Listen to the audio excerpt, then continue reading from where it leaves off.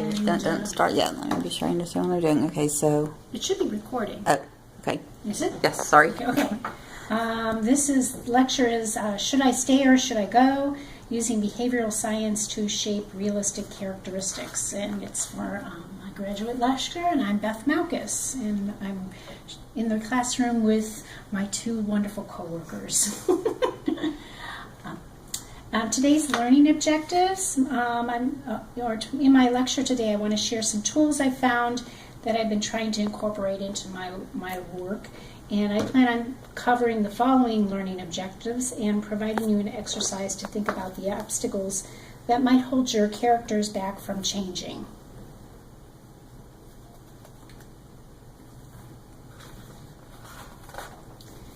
Every day we make choices. Each choice may get us to our goal or hold us back.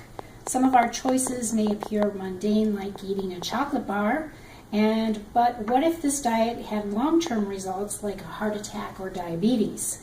In the case of Willy Wonka and the Chocolate Factory, Augustus's gluttonous eating behavior resulted in his falling into the river of chocolate and his inability to get out. Ultimately, this event cost him from winning the prize. So with characters, it's all in the author's details. For the past 3 years, I've been asked to become a literary scientist. I've put on my lab coat, I've dissected books, and asked questions such as, how did they do this? So how does an author reveal characters change? So in Dickinson, how did Dickens get Scrooge to from being a miser to being a charitable man? Or how did Walker get Celie from being unaware that she should be treated better to letting Mr. know she's leaving? And what were these necessary steps to create a believable change in the character?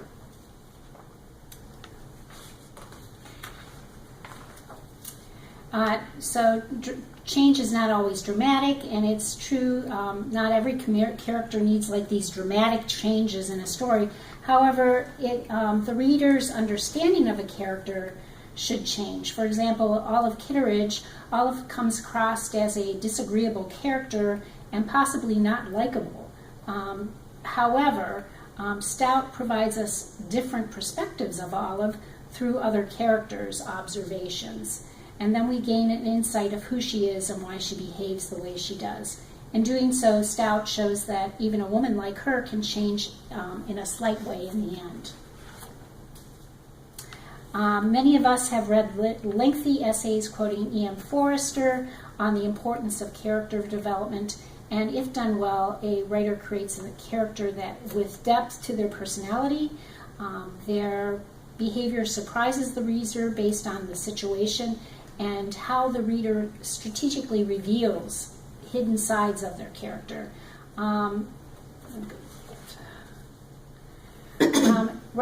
As writers, we can use many tools to help us create ground characters that E.M. Forrester talked about, who are capable of change. We have dictionaries, thesaurus, atlases, and there are numerous websites that have lengthy character traits lists, which many writers find useful.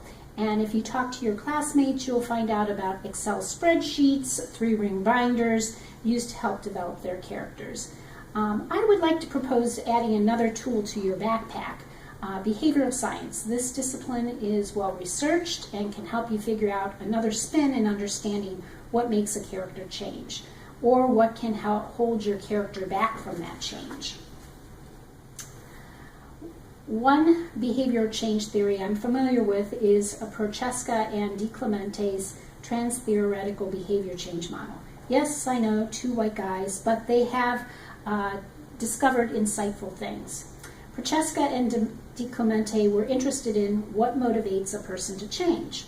The model originated from their 15 years of research that studied behaviors of smokers who were successful quitters. In the next couple years, they expanded it to mental and health behaviors such as eating disorders, high-fat diets, alcohol and substance abuse, and exercise. In all cases, Prochaska and DiClemente identified 5 distinct stages or constructs, and this provided a blueprint for effective self-behavior change.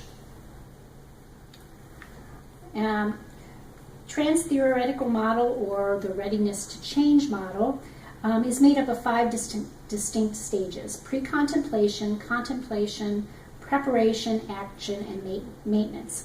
Prochaska and DiClemente also found that this model was not fluid or linear, and that a person could jump back and forth between the different areas.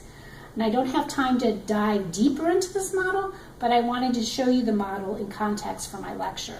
I want to suggest that a writer can use these 5 stages to map out and fulfill convincing character evolution. And I've also included a diagram of this model and resources in the handout so you could do further reading. Readiness for change. So the theory today, as it's known, is readiness for change, and it's being used in all other fields, such as the social justice movement, so looking at the minimum wage changes, or looking at sales and marketing's examples. Examples being is how fast people are ready to use new technology, or what are the barriers to get a consumer to use a new light bulb.